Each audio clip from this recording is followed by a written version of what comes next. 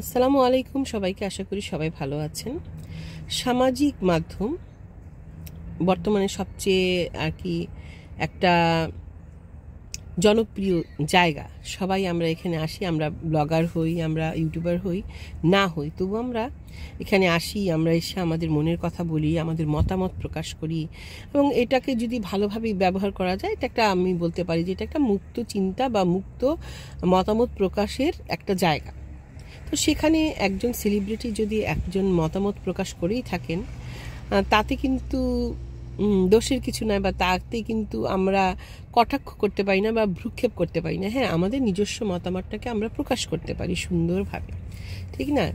হ্যাঁ, আমি মমতা শঙ্করের কথা বলছি, যিনি কলকাতার একজন স্বনামধন্য শিল্পী, নৃত্যশিল্পী, অভিনয় শিল্পী,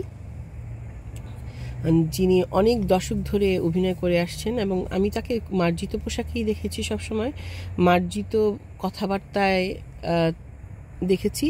সুতরাং বলার অপেক্ষা রাখে না যে তিনি দ্বিমত, তার দুই ধরনের মতামত, বা তিনি দুই ধরনের মতামত পোষণকারী বা কিছু এরকমও অনেক ট্রোল হচ্ছে যে আগে তিনি যে সময় একজন পরিবার, যে ধরনের পরিবার থেকে এসেছেন, তখনকার সময়ে ইটস হার্ড, যে অনেক সামাজিক লিমিটেশন ছিল, যে সেই বাঙালি ঘরের মেয়ে নাচ করত, অভিনয় করত। তো সেই সময় থেকে তিনি এই পর্যন্ত অনেকটা অবস্ট্রাকল পার করে তিনি তার নিজের পজিশন তৈরি করেছেন। তো যাই হোক, নারীবাদী মানে আমরা ধরেই নিয়েছি নারীবাদী, বা আমরা যদি মুক্তমনা বলি, মুক্তমনা মানে পোশাক মুক্ত করে দেয়া না। তো আমাদের সমাজে এই একটা ধারণা হয়েছে, মুক্তমনা মানেই হচ্ছে, নারীবাদী মানেই হচ্ছে যে স্বল্পভূষণ হবে, কথাবার্তায় বোল্ডনেস থাকতে হবে, কোনো হাম্বলনেস থাকা যাবে না, ইত্যাদি ইত্যাদি। একজন হিজাব পরা মহিলা বা একজন সুন্দর শালীন পোশাকের মহিলারাও নারীবাদী হতে পারে। আর পোশাকটা হচ্ছে স্বচ্ছন্দবোধ, চোখে যেটা ভালো লাগে দেখতে। আপনি ভালো করে দেখবেন, আপনি যদি ওভাবে শাড়ি পরে থাকেন, বুকের ভাঁজগুলো দেখে খুব কি সুন্দর লাগে, খুব কি ভালো লাগে? আমার তো মনে হয় না ভালো লাগে, তাই না? আমি একটা প্রোগ্রামে জয়া হাসানকে দেখেছিলাম, যে জয়া হাসান সচরাচর এইভাবে পোশাক শাড়ি পরেন না, কিন্তু তিনি একটা প্রোগ্রামে এইভাবে মাঝখান দিয়ে আঁচলটা দিয়ে শাড়ি পরে এসেছিলেন, এবং তাকে দেখতে খুব মনে হচ্ছিল তিনি কমফোর্ট ফিল করছেন না, খুব আনকমফোর্টেবল ফিল করছেন তিনি। আর আপনি যখন আনকমফোর্টেবল ফিল করবেন, অনায়াসে আপনাকে ভালো কিন্তু লাগবে না, খারাপই লাগবে। আর অনেকে বলছেন তিনি লাইট পোস্টের নিচের মেয়েদের কথা বলেছেন। কথাটা তো মিথ্যা বলেননি। এখন ধরেন আপনি নিম পাতাকে এখন যদি মিষ্টি দিয়েও খান, সেটা তিতাই লাগবে। এখন এটা বিটার ট্রুথ, যে আমরা জানি যে ওই ধরনের মেয়েরা নিজের ইচ্ছায় আসে না প্রফেশনে। তিনি কিন্তু সম্মান দিয়ে তাদের কথা বলেছেন, ঠিক আছে? ওই ধরনের মেয়েরা নিজে থেকে আসে না, কিন্তু দেখতে তো ওই রকমই মনে হয় না, তার আঁচলটা ওইভাবে পরে, খুব ডার্ক মেকআপ করে।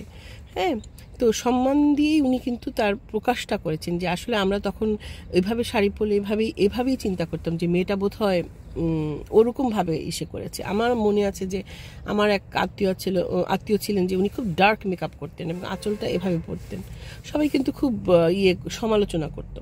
তো জিনিসটা হচ্ছে যে সামাজিক দিকটা আমি বাদই দিলাম, চোখের একটা সৌন্দর্য তো আছে, তাই না? চোখের সৌন্দর্যটা কিন্তু বড় সৌন্দর্য। আপনি কোনভাবে দেখতে আপনার ভাল লাগে, হয়তো অনেকের ওভাবেই দেখতে ভাল লাগে, ওভাবেই পড়তে ভাল লাগে, কিন্তু মমতা শঙ্করের সুন্দরভাবে ওভাবে শাড়িটা পরতে তার ভালো লাগে, সেটাই তিনি প্রকাশ করেছেন।